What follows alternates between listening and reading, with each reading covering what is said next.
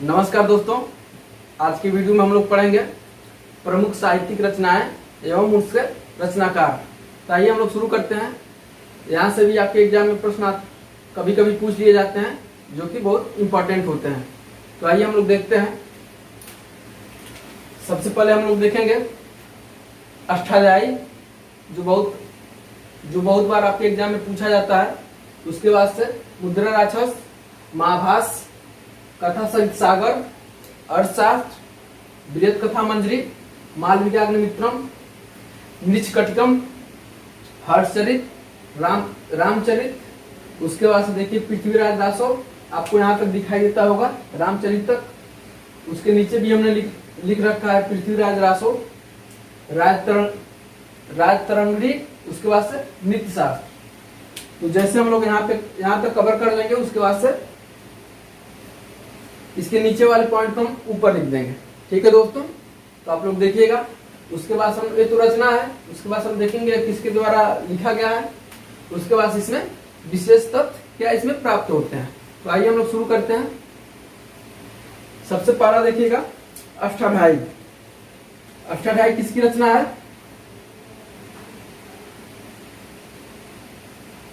पाणिनि की। अष्टाध्यायी किसकी रचना है? पाणिनि की। और इसमें क्या प्राप्त होता है? यह क्या है? एक व्याकरण ग्रंथ। आपसे पूछा जाएगा व्याकरण ग्रंथ कौन सा है, तो अष्टाध्यायी है। किसकी रचना है? पाणिनि की। उसके बाद से देखिएगा मुद्रा राक्षस, यह किसकी रचना है? विशाख दत्त की। यह गुप्तकालीन रचना है, विशाख दत्त। इसमें क्या प्राप्त होती है विशाख दत्त की रचना में, मुद्रा राक्षस में?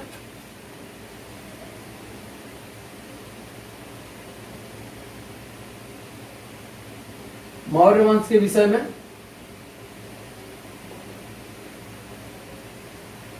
प्रमुख जानकारी। और मुद्रा राक्षस में हमें क्या प्राप्त होती है कि चंद्रगुप्त मौर्य के प्रधानमंत्री चाणक्य के द्वारा कुटिलता के विषय में हमें जानकारी भी प्राप्त होती है विशाख दत्त की मुद्रा राक्षस में। उसके बाद से हम लोग देखिए महाभास। महाभास किसकी रचना है? पतंजल की। पतंजल की महाभास। इसमें हमें क्या प्राप्त होता है?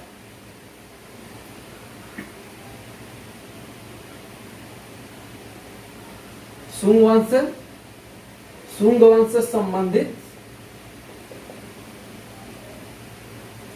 जानकारी। शुंग वंश से संबंधित जानकारी। और शुंग वंश का संस्थापक कौन था? थोड़ा थोड़ा पॉइंट आपको बताते चल रहा है यहाँ पे। इसका संस्थापक, शुंग वंश का संस्थापक कौन था? पुष्यमित्र शुंग। और पतंजलि इसके क्या थे? राजपुरोहित थे। पुरोहित। ठीक है मित्रों, तो आप लोग याद रखिएगा पतंजलि के महाभाष्य में शुंग वंश से संबंधित जानकारी हमें प्राप्त होती है। और शुंग वंश का संस्थापक कौन था? इसके संस्थापक पुष्यमित्र शुंग थे। और पतंजलि पुष्यमित्र शुंग के पुरोहित थे। उसके बाद देखिएगा कथा सार सरित, जो कि वेरी मोस्ट इंपॉर्टेंट है। उसके बाद हम लोग पढ़ेंगे अर्थशास्त्र को। तो कथा सार सरित किसकी रचना है? सोमदेव की रचना है। कथा सार सरित किसकी रचना है? सोमदेव की। और इसमें जानकारी क्या प्राप्त होती है हमें? तो इसमें भी हमें मौर्य वंश से संबंधित, आप लोग इसके आगे लिख लीजिएगा, इसमें भी मौर्य वंश से संबंधित जानकारी प्राप्त होती है हमें। उसके बाद देखिएगा हमारा अगला रचना कौन सा है? अर्थशास्त्र। अर्थशास्त्र किसकी रचना है?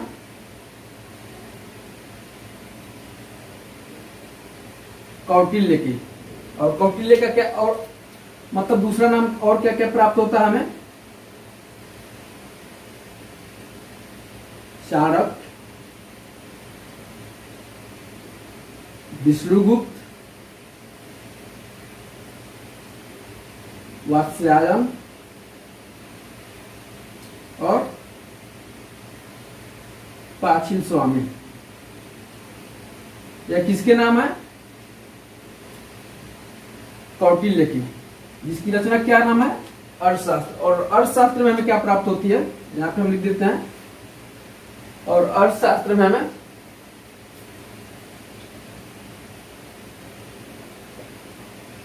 मौर्य वंश के,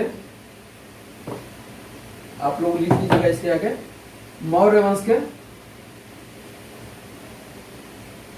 प्रशासन एवं मौर्य वंश के प्रशासन एवं चंद्रगुप्त मौर्य की प्रारंभिक जीवन के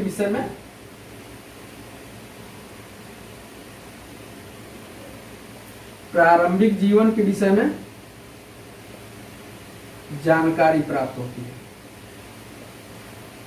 ठीक है मित्रों, आप लोग नोट कर लीजिए इसको। उसके बाद हम अगले पॉइंट पर चलते हैं।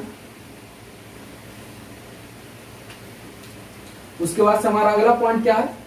मृच्छकटिकम। यह किसकी रचना है? वेरी मच इंपॉर्टेंट है, आप लोग नोट लगा लेंगे इसके आगे।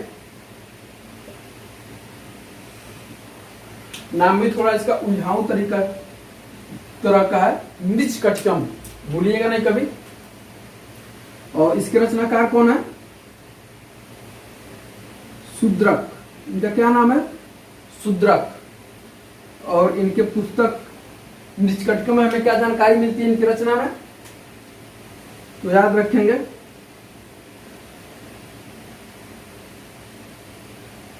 गुप्त काल के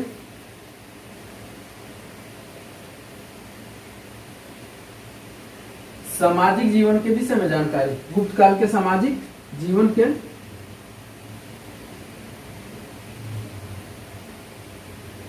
विषय में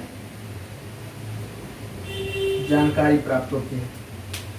ठीक है दोस्तों, उसके बाद हम आगे बढ़ते हैं। आप लोग इतना नोट कर लीजिए।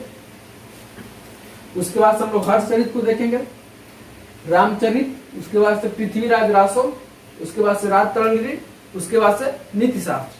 तो आप लोग इतना पॉइंट को नोट करिए। उसके बाद से हम और इसको मिटा करके इसके ऊपर लिखते हैं।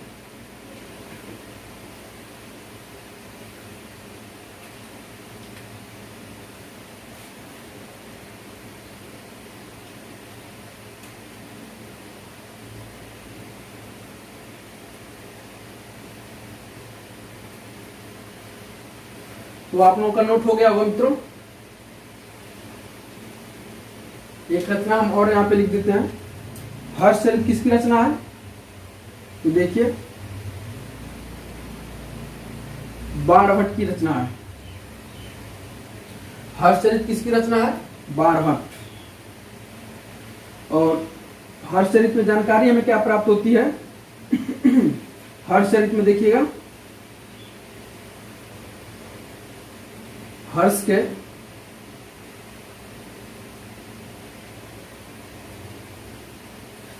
के उपलब्धियों के विषय में जानकारी।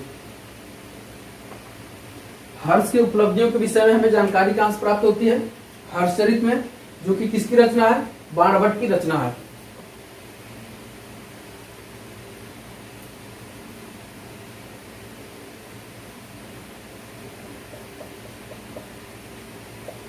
आप लोग नोट कर लीजिए इसे और कभी नहीं भूलिएगा, बहुत इंपॉर्टेंट है।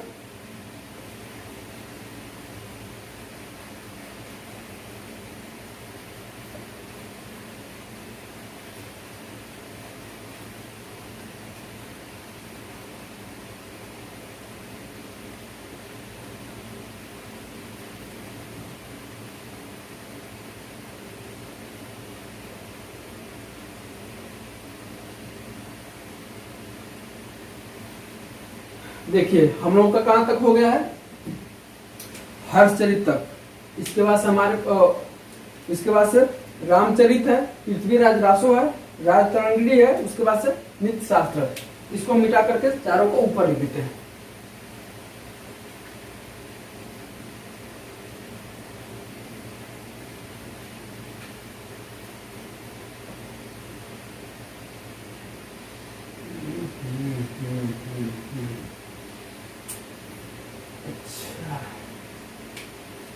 बृहत कथा मंजरी लग रहा छूट गया हम लोगों का, और मालविका अग्निमित्रम ही लग रहा छूट गया है। तो देख लीजिएगा, बृहत कथा मंजरी में भी हमें, बृहत कथा मंजरी किसकी रचना है? तो क्षेमेंद्र की रचना है बृहत कथा मंजरी। उसके बाद से इसमें जानकारी हमें क्या प्राप्त होती है? तो इसमें भी हमें मौर्य वंश के संबंधित जानकारी प्राप्त होती है। उसके बाद से देखिए मालविकाग्निमित्रम। तो मालविकाग्निमित्रम किसकी रचना है? कालिदास की। और इसमें हमें क्या प्राप्त होती है मालविकाग्निमित्रम में हमें? तो इसमें भी हमें शुंग वंश से संबंधित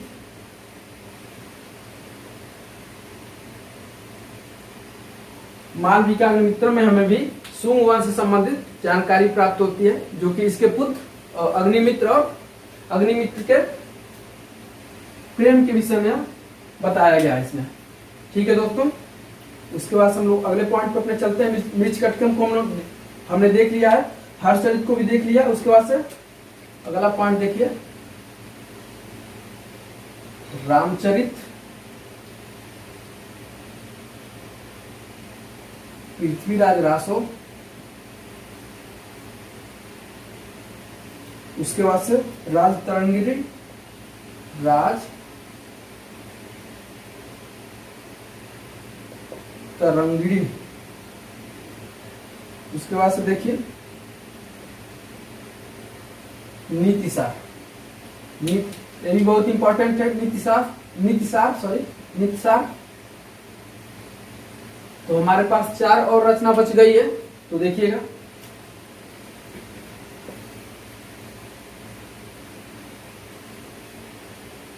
देखिए रामचरित किसकी रचना है मित्रों?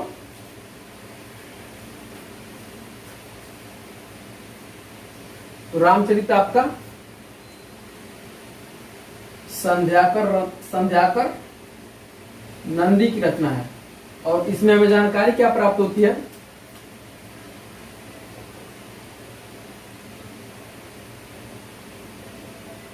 बंगाल के शासक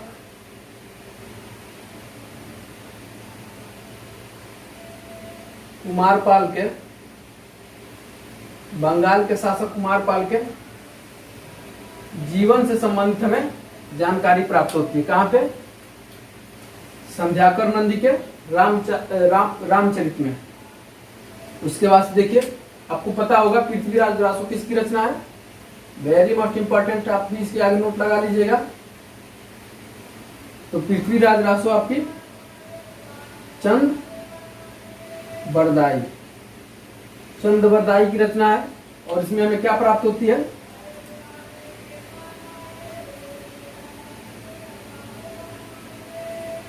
पृथ्वीराज चौहान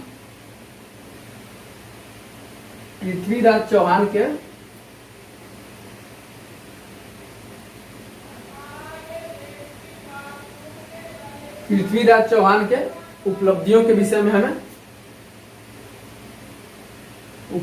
विषय में जानकारी प्राप्त होती है हमें। कहां पे?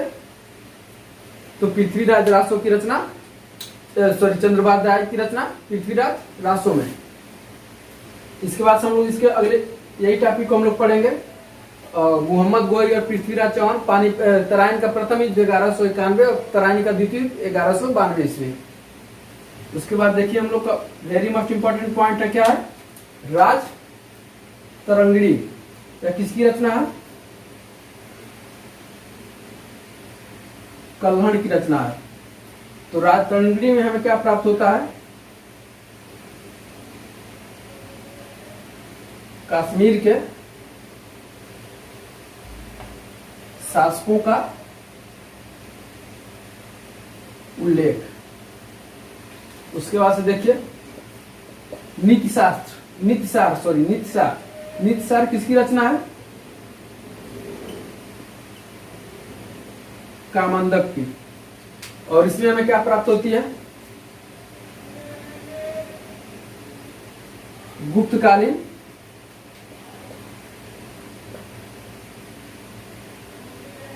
राजतंत्र से संबंधित जानकारी। ठीक है दोस्तों,